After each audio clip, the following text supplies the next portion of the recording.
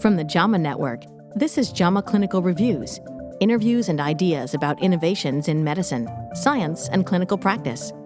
Hello, and welcome to our listeners around the world. You're listening to the JAMA Clinical Reviews podcast. Thanks for joining us.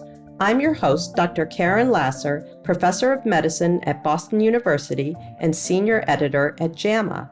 Today, I am joined by Dr. Bruce Montgomery, who is a Professor of Medicine, Oncology, and Urology at the University of Washington and VA Puget Sound.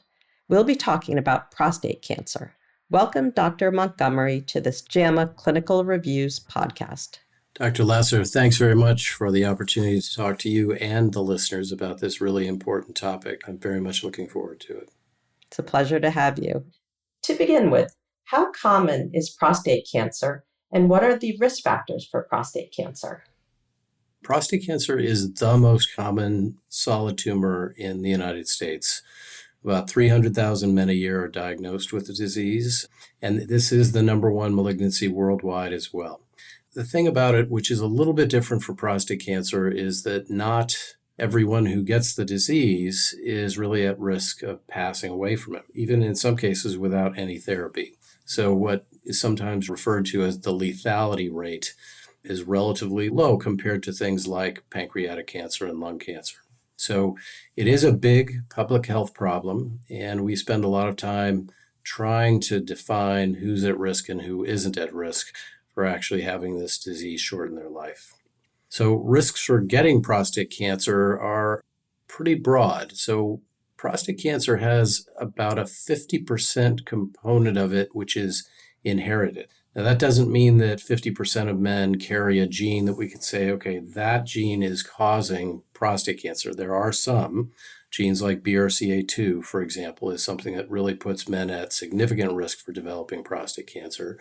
But twin studies, a number of epidemiologic studies would say that the genes that you inherit play some significant role in your risk of developing prostate cancer. Other things that play a very significant role are race and ethnicity. So Black men have a higher risk of developing prostate cancer, and for various reasons, which there's still some controversy about which aspect of either the biology of the disease as opposed to some other access to care components play a role here. They are at a higher risk for having that cancer be something that shortens their life. Most of the time, those are the things that play the biggest role in development, in addition to the fact that as you age, you just develop a higher and higher risk of prostate cancer. And there's a fair amount of data that says that men at the age of 80 have pretty close to a 65 to 75% risk of having prostate cancer, even if they never had any signs of it during their lifetime. And those all come from studies where men passed away and we looked at their prostate, and lo and behold, quite a few people have it that has no impact on their life. Now, given that prostate cancer is so common, how should primary care clinicians approach screening for prostate cancer? So, as probably most primary care providers are aware, the recommendations about how or whether to screen patients for prostate cancer have changed over the years. A number of issues inform that decision making. As things stand right now, the recommendation from the USPSTF is that there be a shared decision-making conversation about the pros and cons. The data that says that prostate cancer screening, mostly in the form of using PSA, has a significant impact in overall survival is pretty limited. Some of the studies did show a small decrease in prostate cancer-related mortality, which that's important. And these small differences in prostate mortality tend to be sort of diluted out because, as we mentioned, a fair number of men are diagnosed with disease that doesn't really threaten their life. So the issue about whether to screen and when is informed, one, by the patient's age. So we don't want to be doing just random screening in men over the age of 70. That's a pretty consistent recommendation. For men who are between the ages of 50 and 69, generally it is recommended that you have a conversation and consider screening at least close to annually. Some people would say every 2 to 4 years. That differs a little bit between the different organizations. Black men, because they are at higher risk of developing significant disease, consideration is given by a number of organizations to start screening at an earlier age, more on the order of around the age of 40 to start having those conversations about doing PSA screening. It's worthwhile mentioning that things like digital rectal examination are not really part of screening per se. They are done when people are having symptoms and a urologist or a primary care provider wants to see if the prostate is abnormal. But DRE, digital rectal examination, is not something that is now a standard part of screening. So how does prostate cancer generally present clinically? Well, because it's a disease that in the majority of men is in the prostate almost entirely, meaning not into areas of lymph nodes or other parts of the body, many people actually don't have any symptoms. Asymptomatic presentation is the most common presentation. Sometimes, if the disease does become significant in terms of volume, it can start to cause urinary symptoms.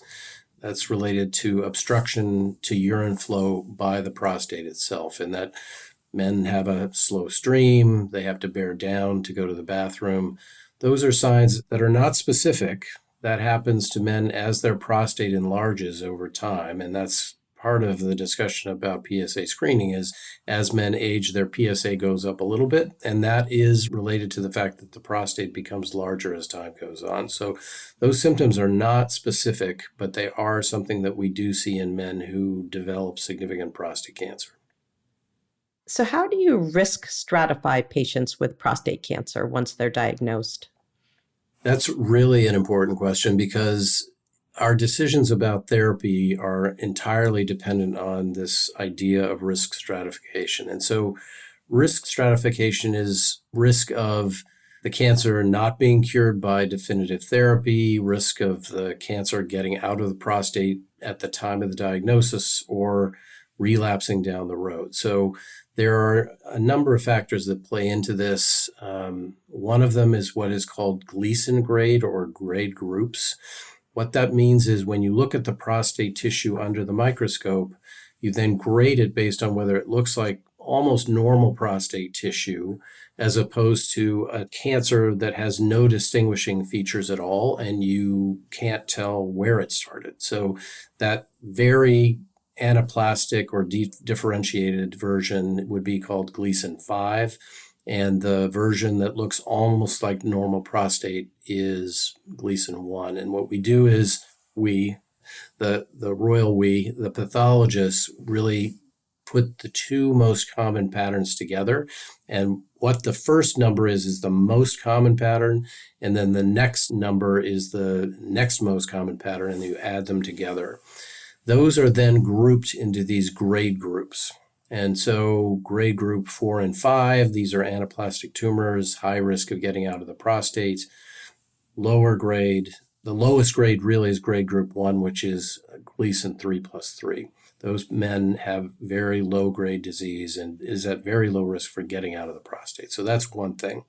The second thing is the PSA. So if the PSA is low, you're not so worried about things, whereas if it's above 20, there's a significant risk that the prostate cancer might have gotten out of the prostate. And finally, we look at what's called clinical staging. How much prostate cancer is there either on imaging or by digital rectal examination? So men who have very low risk disease can actually be watched. It's something called active surveillance.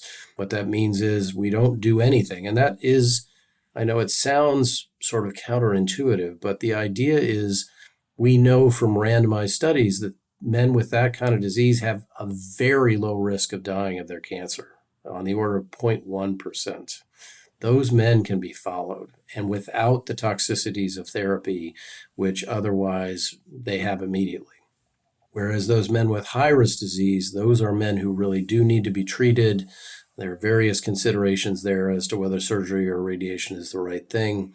And then the men in the middle, the intermediate risk, we do have some men who do active surveillance, but most of those men undergo definitive therapy, either radiation or prostatectomy. But that risk stratification really informs the decision-making and whether to add other therapies in addition to the local therapies to try to improve outcomes.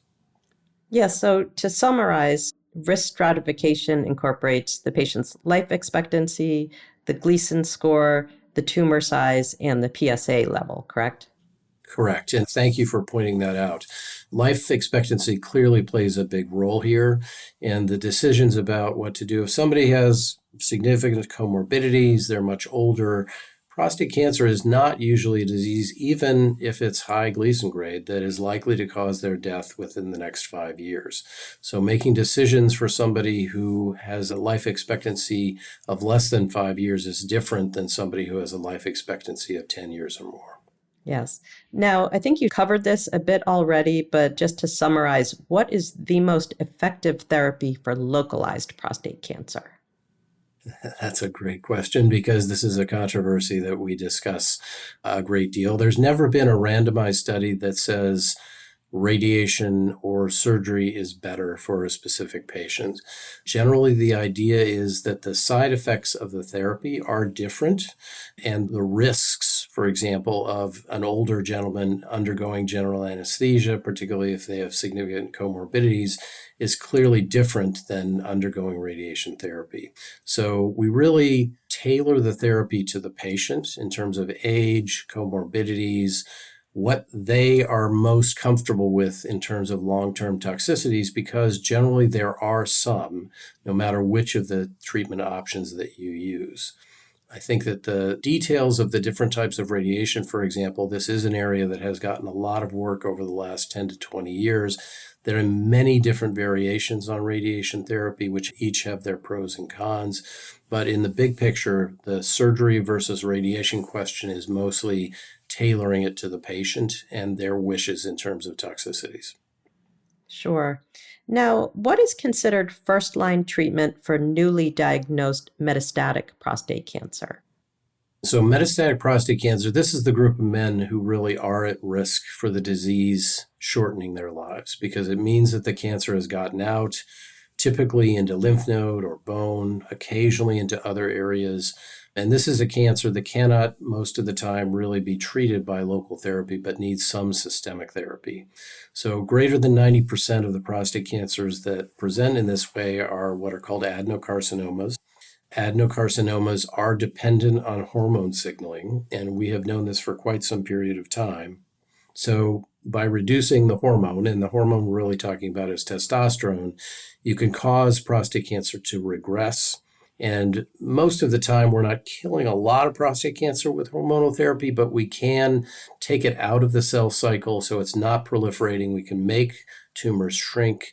And, compared to a lot of other therapies that men and women with other diseases are dealing with, hormonal therapy is something that is quite effective. And the expected outcomes these days have changed quite a bit. So starting androgen deprivation with something like a medication that lowers testosterone, that's generally called a GnRH agonist or antagonist, is the first step.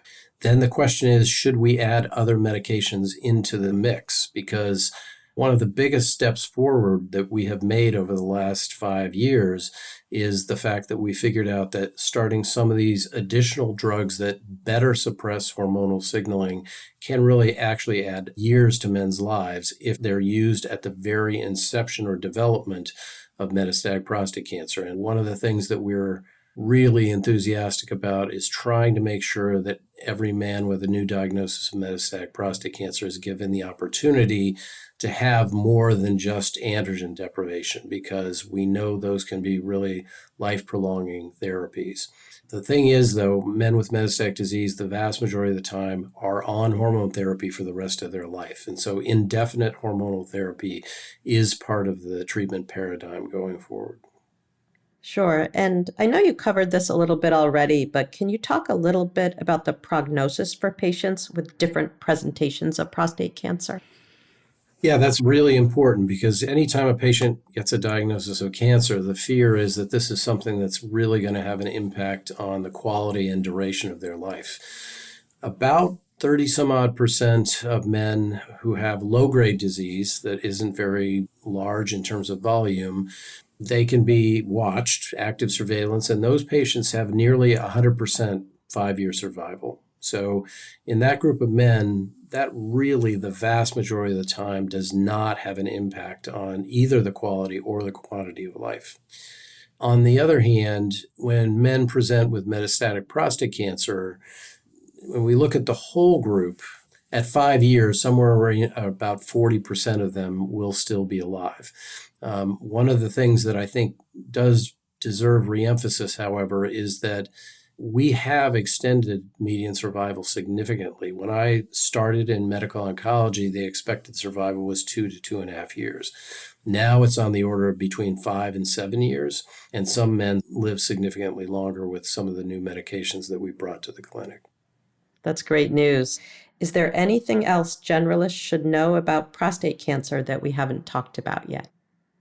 It's really important to not tend to overgeneralize things. I think what tends to happen because of the approach to PSA screening, which there have been different levels of enthusiasm, let's just say, for a number of years, we tend to think of this idea of the disease that men die with but not of.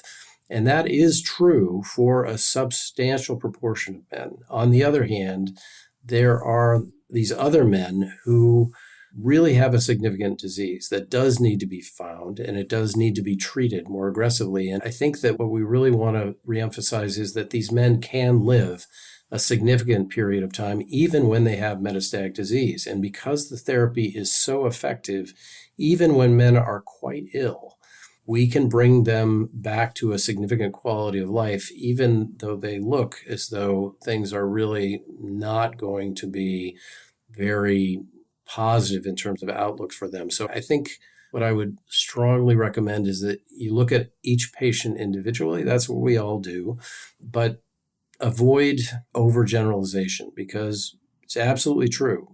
Many men don't need to be treated for their prostate cancer, but there is a substantial proportion of men who actually do require detection and therapy. And so, again, approaching each patient individually, I think, is the way to go, because we have made progress. It's not just androgen deprivation anymore, and patients are living significantly longer. And that's worthwhile emphasizing. That's due to research, and that's something that we should continue to support going forward. Absolutely. I'm Dr. Karen Lasser. I've been speaking today with Dr. Bruce Montgomery from the University of Washington about prostate cancer. You can find a link to the article in this episode's description. This episode was produced by Daniel Musisi at the JAMA Network. To follow this and other JAMA Network podcasts, please visit us online at jamanetworkaudio.com or search for JAMA Network wherever you get your podcasts. Thanks for listening.